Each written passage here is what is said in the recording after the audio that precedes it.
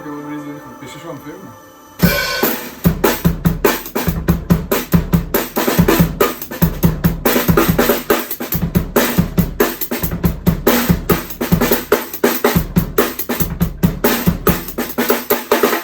Today I'm going to give you a quick tour of my setup.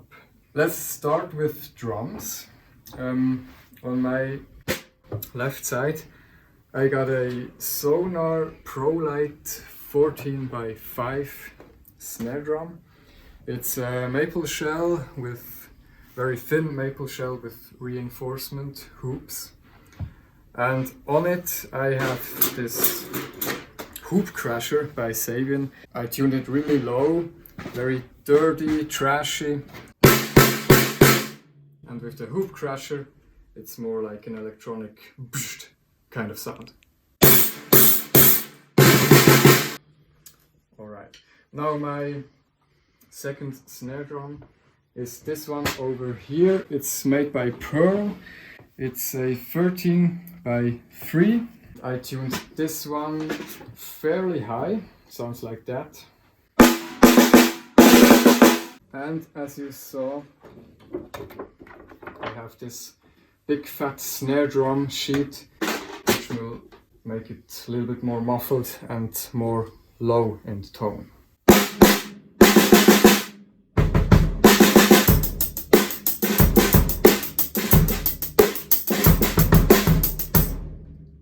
Without it.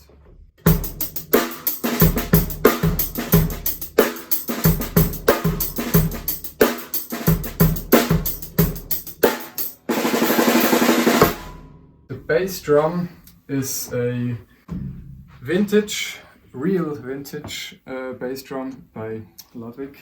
It's 22 by 14 inches. It's a maple shell. I tuned it very open, big, warm, punchy. Yeah. And then I have as a pedal, which is down here, is a Sonar Perfect Balance pedal. Really comfortable to play. You can do all sorts of things because of the way how it's constructed. Like, let me see.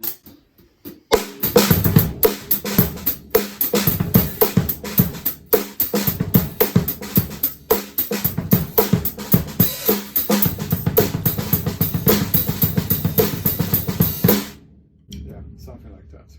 Over to hi-hats. Here, my main hi-hat. It's a Meinl Byzance Vintage Pure hi-hat, and it's 14 inches. And over there, its little brother.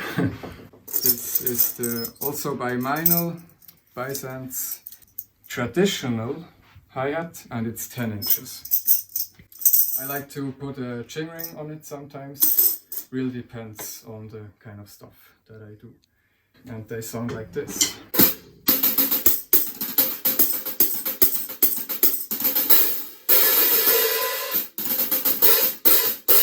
Very, very dry sound. I like that a lot. And this one is just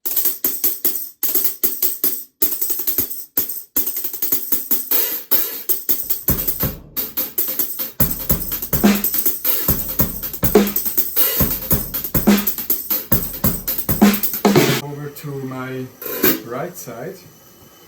There's all the synth stuff going on. As a main voice concerning melodies or chords, I use this Yamaha synth right here, the MX49. It has all very good presets on it. Sometimes I will just use a normal piano voice or something like that. The point of this is that I can use it in a polyphonic way, which is sometimes difficult in a modular synth context. But these two are connected actually. So I run the output of this synth into the modular system, and right now I just put effects on it. For now it's a phaser and a chorus and a reverb. The phaser is made by Kamieniec. That's this one here, analog resonant phase rotator.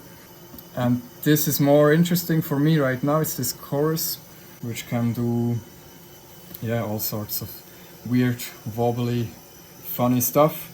And at the end, I let it pass through this Polara reverb from Digitech. I really like the Halo preset, sounds like this.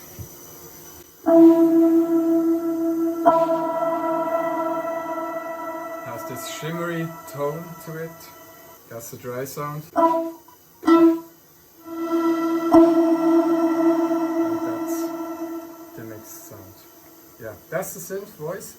But now the actual interesting part, most interesting part for me, is combining my acoustic set and also a part of it electronic set also into the modular synth. It's this upper side here. The way I have it set up right now is a combination of an electronic sound that's from the Roland BT1. This trigger pad here, it just goes into the Roland TM2 trigger module.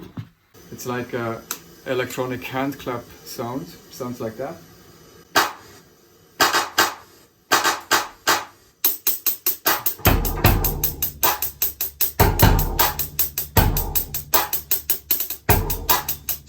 I also have the bass drum linked to the sound of the modular synth.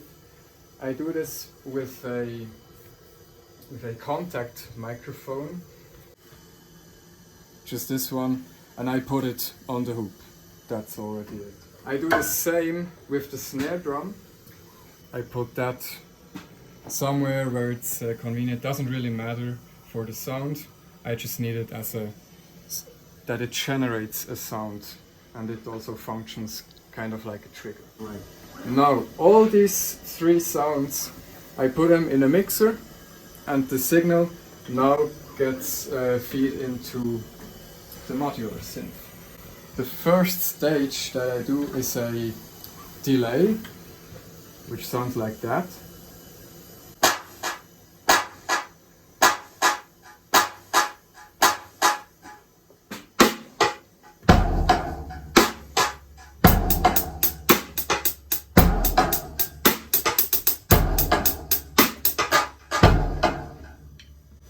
That's the first stage. Now this delay is generated by this module right here.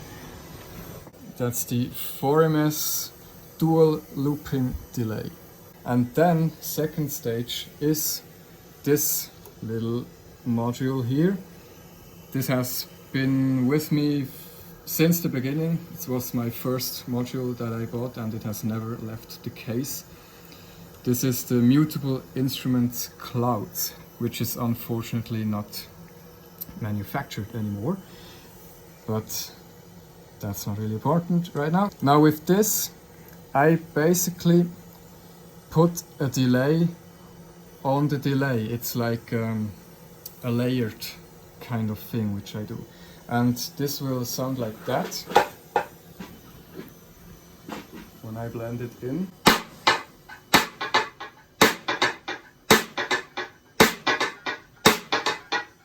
I can change the texture of it, which is also fun.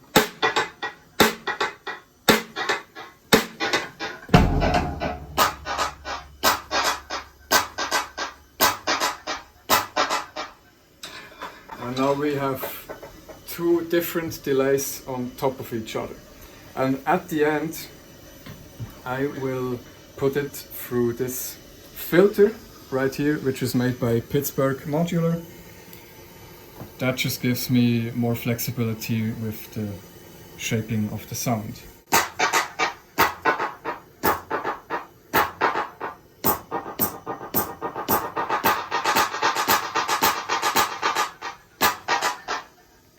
Yeah, that's that. And within a groove, you can really play along with what the drum set is putting into the synth.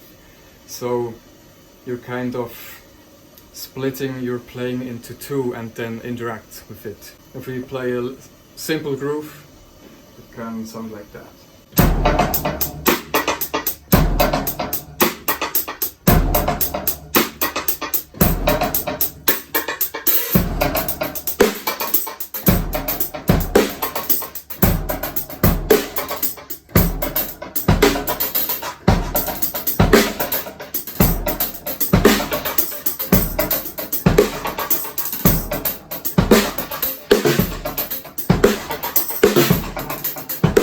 And now with that, I sometimes mess around with basically freezing that delay with another module, and that affects the clouds.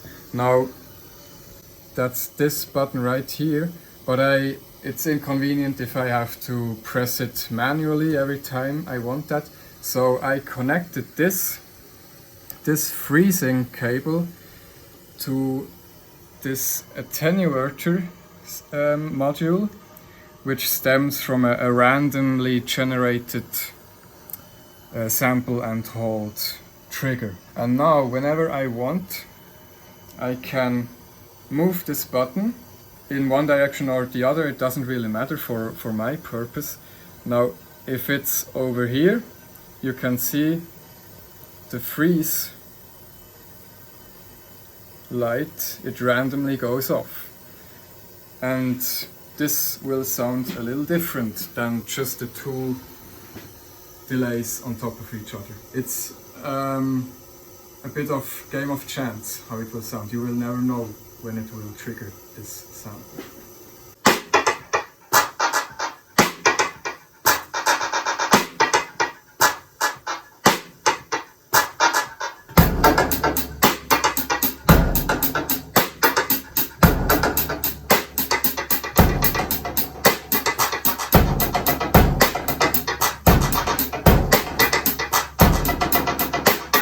This is a little bit more chaotic. I don't use it that often, but if I want to generate some randomness into the mix, that's my way to go. Yeah. Now, regarding software, I just use GarageBand because I just use a program which has a recording button, basically. I can just press it and it will do the job. I don't really spend much time working in the software realm. I can't really give too much insight into that because it would be very boring. So just any old program that will have a button with a red dot on it.